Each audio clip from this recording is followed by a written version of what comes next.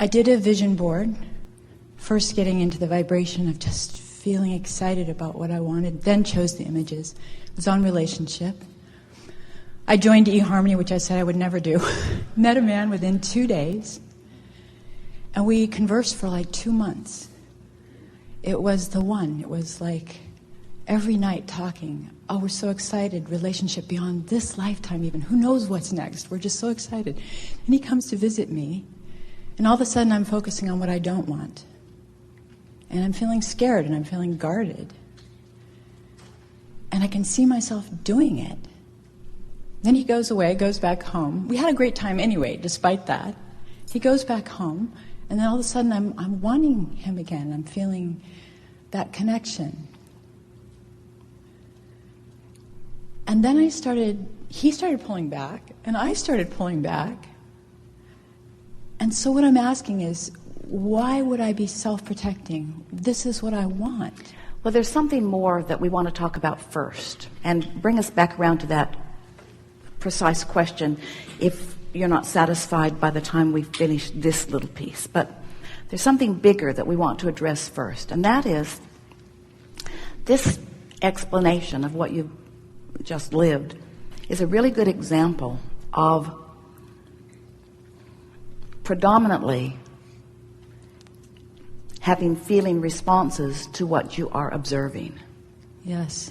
So on the one hand, we want to say to you, you did a little bit of filling in your own grid, just with the action that you took of doing the thing online and letting the computers match you up in terms of other observations that you've been making.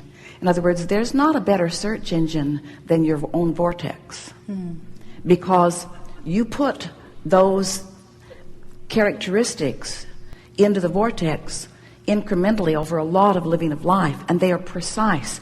They are precisely what you want. Yeah. And there's a version of you in a relationship that is precisely what you want.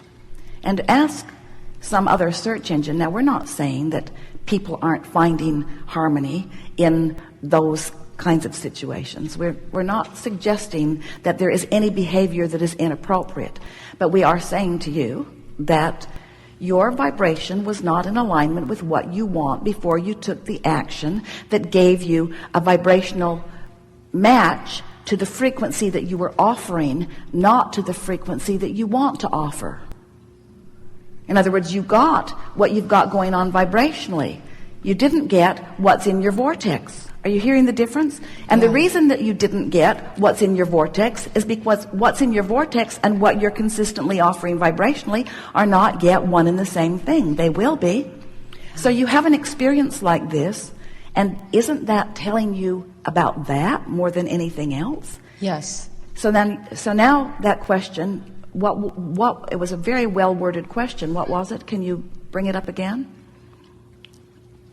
Why would I be self-protecting? Why would I be stopping what I want? Why am I self-protecting? Why protecting from what? From what I don't want. Yeah, protecting from what I don't want. Yeah. But isn't the answer to that question obvious in light of what we just talked about? You see, people frequently will say something to us, something like, Abraham, I cannot believe that law of attraction really works the way you say it does, because I don't think I would do that to myself. If I want one thing, why would I get another? If I'm the creator of my own reality, why am I creating things that I don't want? Well, and I know it does work that way. And we say, you are the creator of your own reality, but not because of the things that you say, but because of the things that you're offering vibrationally. Right. So this is what we were talking about just before segment of refreshment. If you're wise enough to have an experience which is a manifestational evidence of what you've got going on vibrationally in relationship to what you really want. So if you're wise enough to notice that the outcome was not pleasing, then are you wise enough to notice that there was something going on vibrationally before that outcome came? Yes. So then doesn't that answer that question in a very powerful way? Yes. And in so other words, so now hasn't the question changed? Isn't the question more like, what can I do to vibrate more in keeping with my vortex and less in keeping with my habit of thought. Exactly. And that. we say, by experiences like this, by having an experience and saying, well, it was close, but it was off. Yeah. And I don't want to settle for something less than who I am or what I want, but I also don't want to let something into my experience. I don't have to accept a manifestation that's not perfect. That's a really good mantra. Yeah. I don't have to accept a manifestation that's not perfect, but the perfection of my manifestations is something that's going to continue to evolve. So if it's way, way off, you want to do more vibrational work. That's all. Yeah, and that would be my question. Like when I am looking at reality, so-called reality in front of me right now, and I'm seeing evidence for things that I don't want, that I am blowing into. But what else are you seeing evidence of? I'm seeing evidence of what I don't want, and also evidence of something that's active in my vibration. Yes, something that I've been carrying with me in a pattern thought, a habit of thought, and I'm wanting to know how to ease out of that. How is that habit of thought within me? Have I been saying, universe, bring me this aspect that I don't want? Have I been looking at things unwanted and saying, give me more of that, please? That's not how it's happening, is it? No. So how is it happening? Don't give me that. Don't want that. Yeah. I wouldn't want that. Right. Sure don't want that. Been there, done that. Yeah. Don't want any more of that. Really don't want that. Guard don't against want that. Don't. Yeah. Protect me from that. Yeah. Guard me from that. Yeah. Don't want that. Yeah. That's how you keep it active in your vibration. So by if your I know attention I'm- to the spit on the sidewalk. Yeah. So if it's me that's doing that, Yeah. and Well, I know it's not about him. No, say it this way. Since it's me that's doing that, not if. Okay, since it's me. Since it's me that's doing that, then I can stop doing it. And how? Right in the moment. By doing something else. Yes. By doing something else. But here, you've said something perfect at the perfect point here in this conversation. At the moment, in the moment, in the moment. Rather than trying to turn it around in the middle of the awareness that you have manifested something that you don't want. Rather than, in other words, we've teased, I've fallen out of an airplane, it's at 50,000 feet, I have no parachute. Abraham, what do you suggest that I do? And we say, hang on, it'll be over soon. Because there's not a whole lot you can do in the middle of that kind of momentum.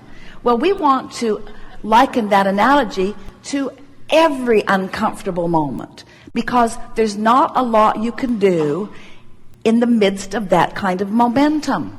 Yeah.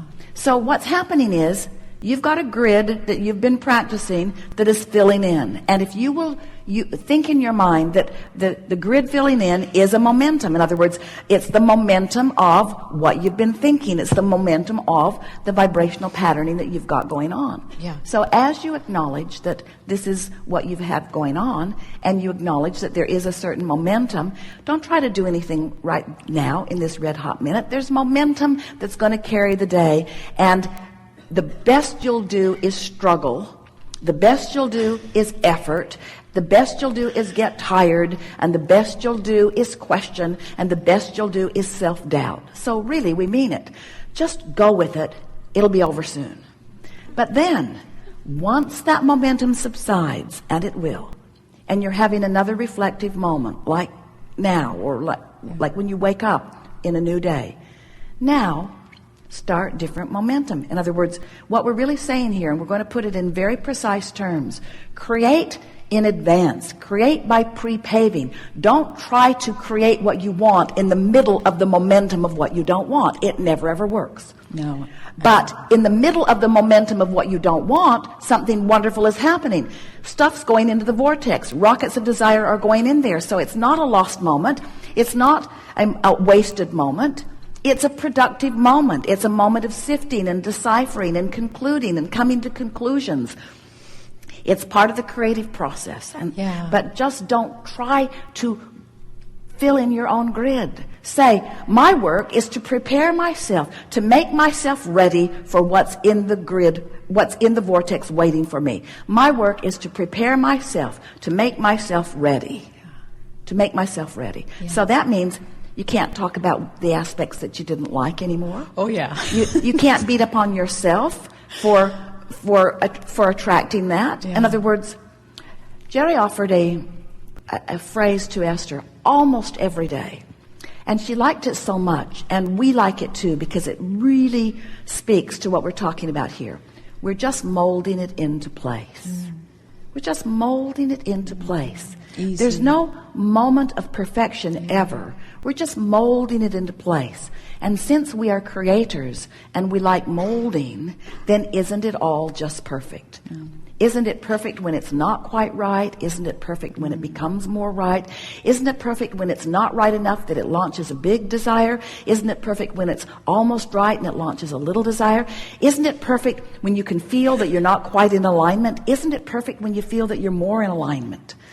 So we want you to just not be so hot on the idea of the manifestation coming now, and enjoy more the process. Yeah. You see. You do. I do. Yeah. Thank you so much. Yes, indeed. Thanks.